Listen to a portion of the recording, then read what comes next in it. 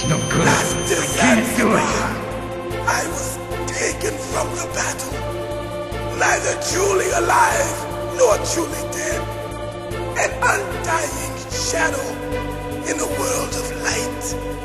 But soon it will finally end.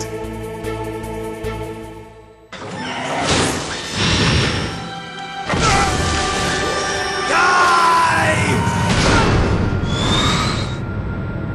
Snake, we're not tools of the government or anyone else. Fighting was the only thing I was good at. But at least I always fought for what I believed in. Snake, farewell.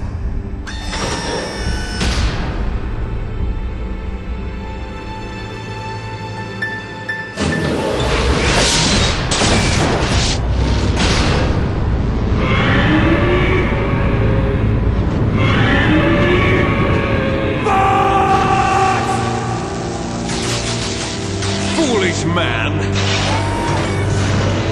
He prayed for death, and it found him. You see, you can't protect anyone, not even yourself. Die! There you are!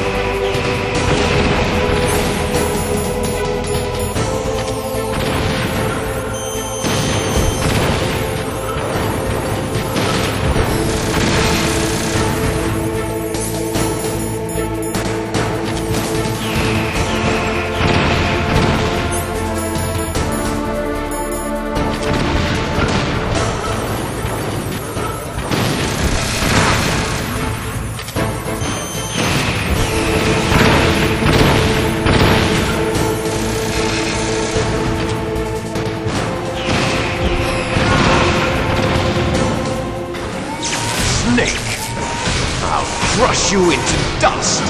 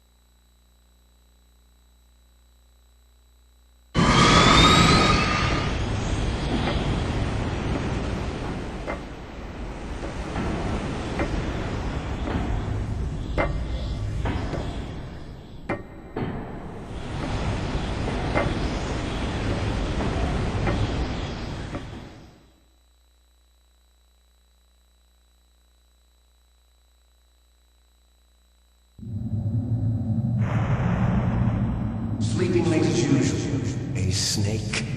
Liquid, you're still alive. I won't die as long as you still live. Too bad. It looks like your revolution was a failure. Just because you've destroyed Metal Gear doesn't mean I am done fighting. Fighting? What are you really after? A world where warriors like us are honored as we once were, as we should be. That was Big Boss's fantasy. It was his dying wish. When he was young, during the Cold War, the world needed men like us. We were valued then. We were desired. But things, are different now. With all the liars and hypocrites running the world, war isn't what it used to be. We're losing our place in a world that no longer needs us. A world that now spurns our very existence. You should know that as well as I do. After I launch this weapon and get $1 billion, we'll be able to bring chaos and honor back to this world gone soft. Conflict will breed conflict. New hatreds will arise. Then, we'll steadily expand our sphere of influence. But as long as there are people, there will always be war. But the problem is balance. Father knew what type of a balance was best. Is that the only reason? Isn't it reason enough for warriors such as us? I don't want that kind of world. Ha! You lie! So why are you here then? Why do you continue to follow your orders while your superiors betray you? Why did you come here? Well, I'll tell you then. You enjoy all the killing. That's why. What? Are you denying it? Haven't you already killed most of my comrades? That was... I watched your face when you did it. It was filled with the joy of battle. You're wrong. There's a killer inside you. You don't have to deny it. We were created to be that way. Created?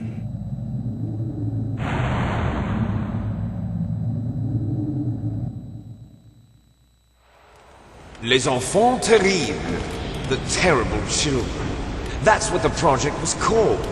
It started in the 1970s. Their plan was to artificially create the most powerful soldier possible. The person that they chose as the model was the man known then as the greatest living soldier in the world. Big Boss. But Father was wounded in combat and already in a coma when they brought him in.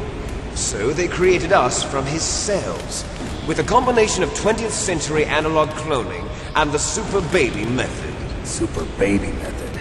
They fertilized an egg with one of Father's cells, and then let it divide into 8 clone babies.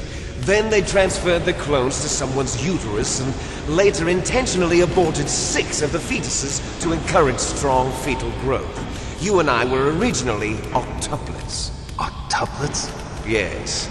The other 6 of our brothers were sacrificed to make us. We were accomplices in murder before the day we were even born. So it was you and I, 2 fertilized eggs with exactly the same DNA. But they weren't finished yet. They used me as a guinea pig to create a phenotype in which all of the dominant genes were expressed to create you.